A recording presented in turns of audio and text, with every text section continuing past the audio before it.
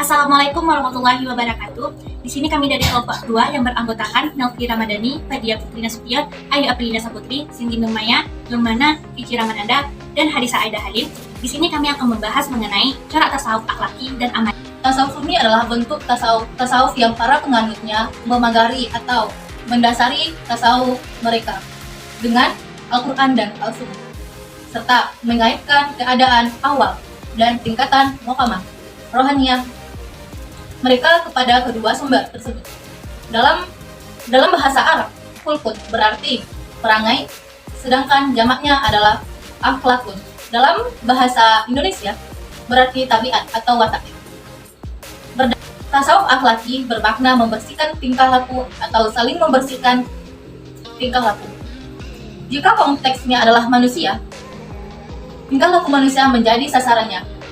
Tasawuf akhlaki ini bisa dipandang sebagai sebuah tatanan dasar untuk menjaga akhlak manusia atau dalam bahasa sosialnya yaitu moralitas masyarakat. Tasawuf akhlaki adalah tasawuf yang berorientasi pada perbaikan akhlak, mencari hakikat kebenaran dan mewujudkan manusia yang dapat makrifat Allah.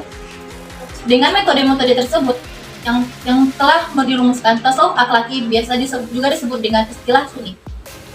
Tasawuf model ini berusaha untuk mewujudkan akhlak yang mulia dalam diri si sufi, sekaligus menghindari diri dari akhlak mazmumah atau tercela. Tasawuf akhlaki ini dikembangkan oleh ulama salaf as-salih. Tasawuf sunni adalah yang pertama, Hasan al-Basri, bernama lengkap Abu Sa'id al-Hasan ibnu Yasar al-Basri, adalah seorang muzahid yang amat masyhur di kalangan tabi'in. Ia lahir di Madinah pada tahun 21 Hijriah dan wafat pada 110 Hijriah. Ajaran-ajaran tasawuf Hasan al-Basri kami mengemukakan sebagai ajaran tasawuf Hasan al-Basri sebagai berikut. Pertama, perasaan takut yang menyebabkan hatimu tentram lebih baik daripada rasa tentram yang menimbulkan perasaan takut. Yang kedua, dunia adalah negeri tempat beramal.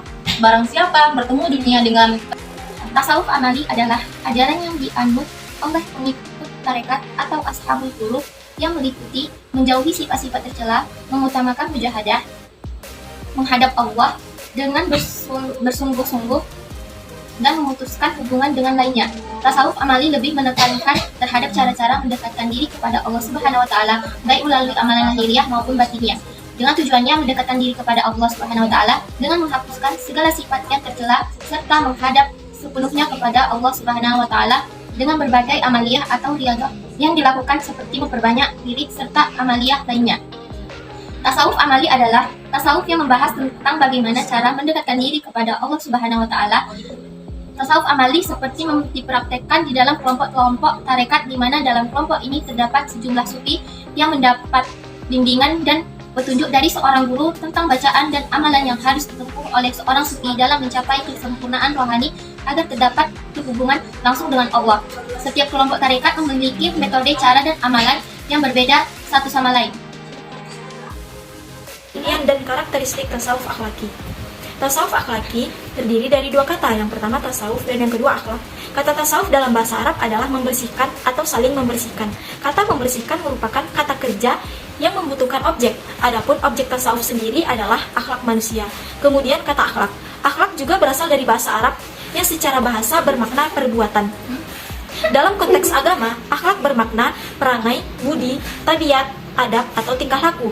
Menurut Imam Al-Ghazali, akhlak adalah sifat yang tertanam dalam jiwa manusia yang melahirkan perbuatan-perbuatan dengan mudah tanpa memerlukan pemikiran maupun pertimbangan. Secara etimologi, tasawuf akhlaki bermakna membersihkan tingkah laku atau perbuatan manusia.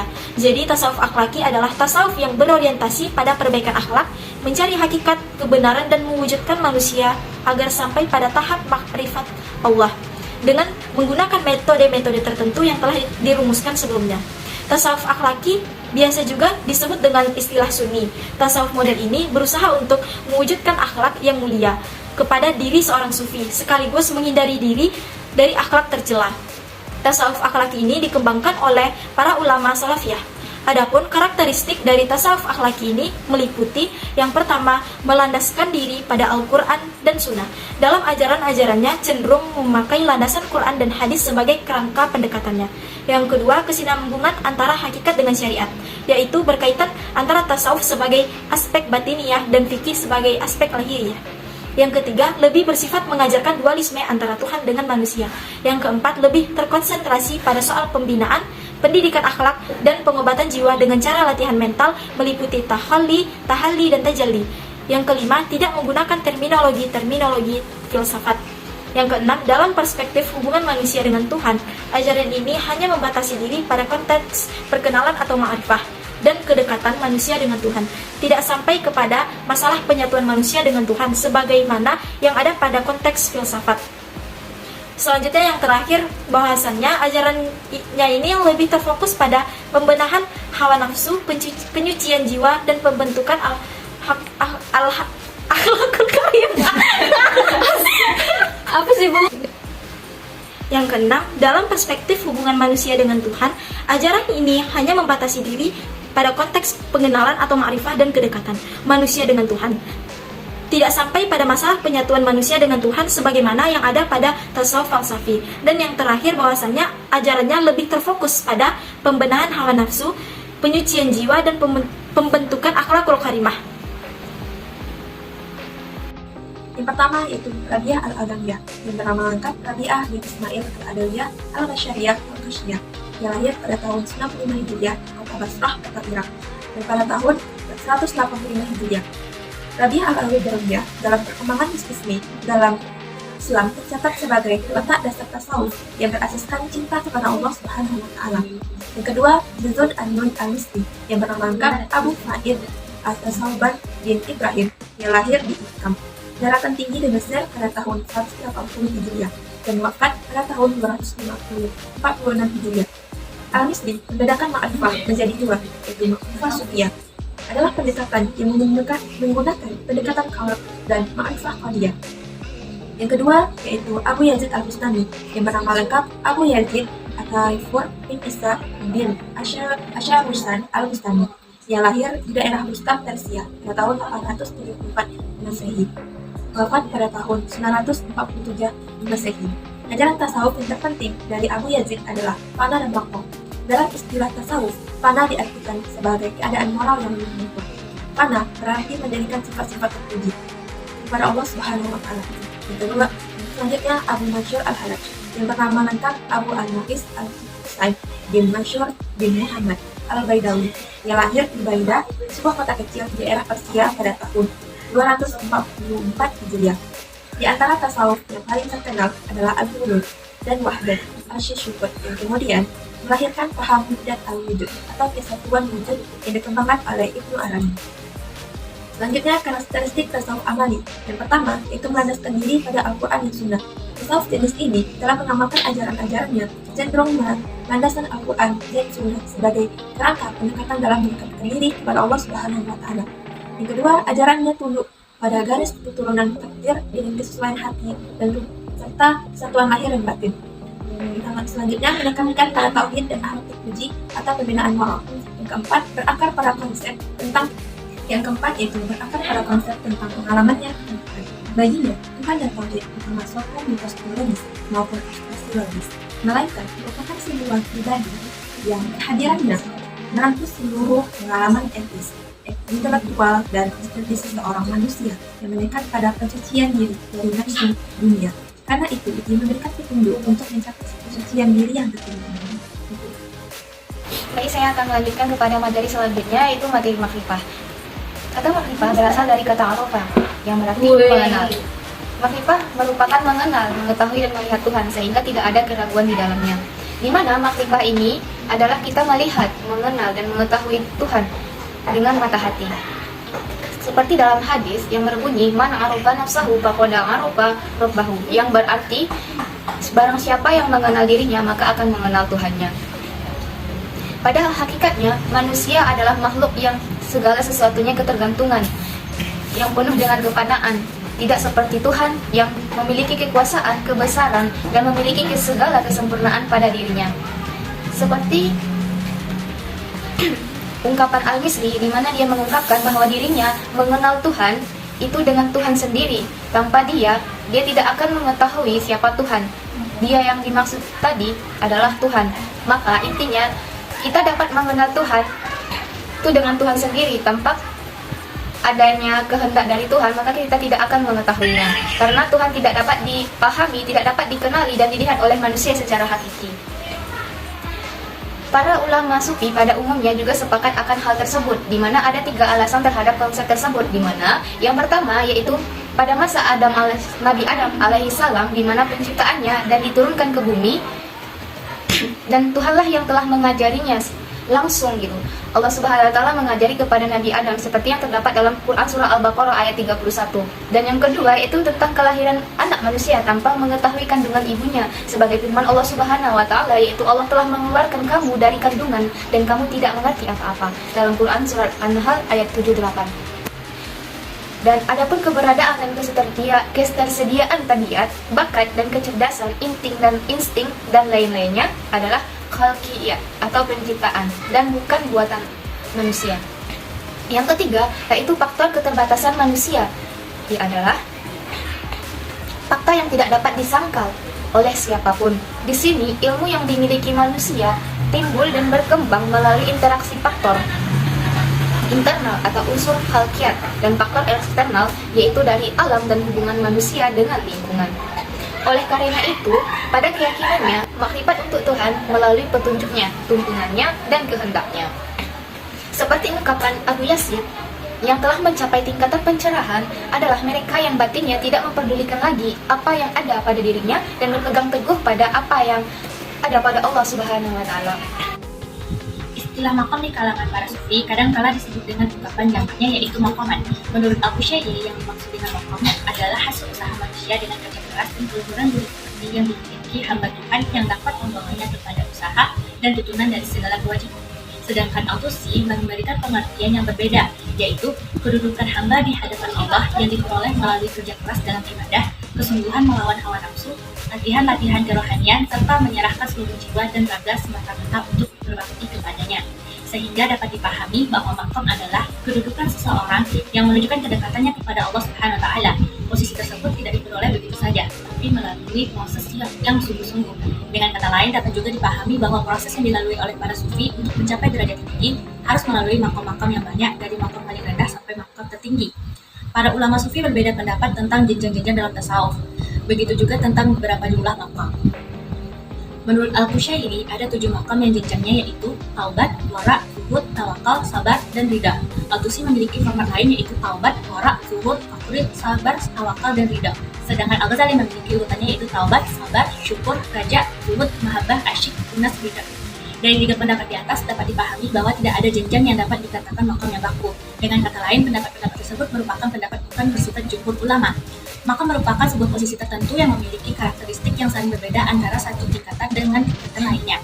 Karakter maqam taubat merupakan sikap penyesalan terhadap segala dosa. Maqam ini menunjukkan betapa pentingnya taubat, karena dengan taubat tersebut seseorang akan dapat melangkah kepada maqam-maqam lain dalam level yang lebih tinggi. Sedangkan ridho adalah level tertinggi yang dimaknai tercapainya kondisi ideal bagi seorang muslim. Hal ini baru dapat tercapai apabila telah melewati maqam-maqam lainnya seperti zuhud, sabar, dan tawakal. Baik, sekian dari saya. Terima kasih. Yaitu ahwal.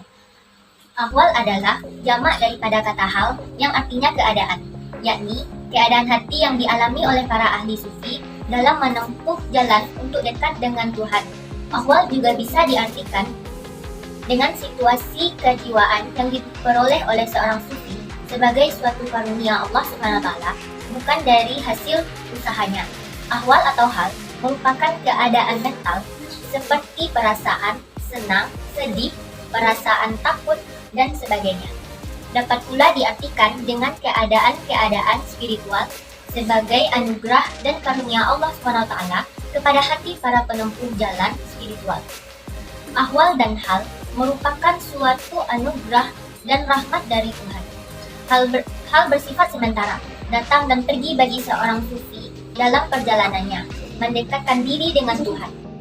Selanjutnya tingkatan awal. Yang pertama muraqabah, yaitu mengekalkan pengetahuan di si hamba bahwa Tuhannya senantiasa melihat perlakuannya.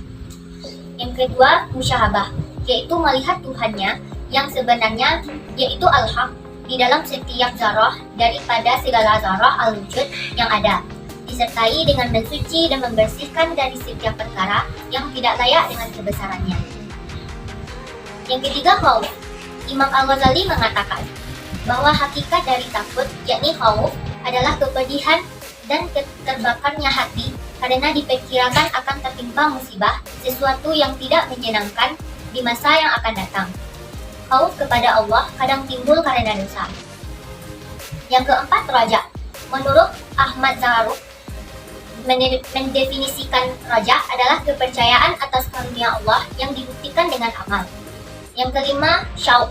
Syauq yaitu kerinduan seorang hamba adalah kejenuhan untuk tetap tinggal di dunia karena ia sangat rindu untuk bertemu dengan kekasihnya. Yang keenam, kurban, yaitu suatu keadaan spiritual kurban tadi jadi. Yang keenam, kurbah, suatu keadaan spiritual kurbah atau kedekatan bagi hamba yang telah menyaksikan dengan mata hatinya akan kedekatan Allah Subhanahu wa taala dengannya. Yang ketujuh yaitu tumakninah. Tumakninah yaitu ketenangan, adalah kondisi spiritual yang tinggi di mana ia merupakan kondisi spiritual orang hamba yang akalnya kokoh, imannya kuat, ilmunya mendalam, zikirnya jernih, dan hakikatnya tertancap kokoh.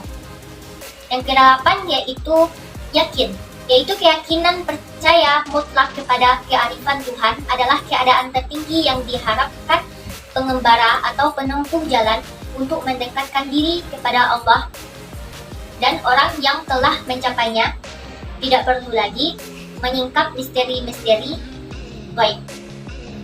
Sekian penampilan kami dari kelompok 2. Terima kasih. Assalamualaikum warahmatullahi wabarakatuh.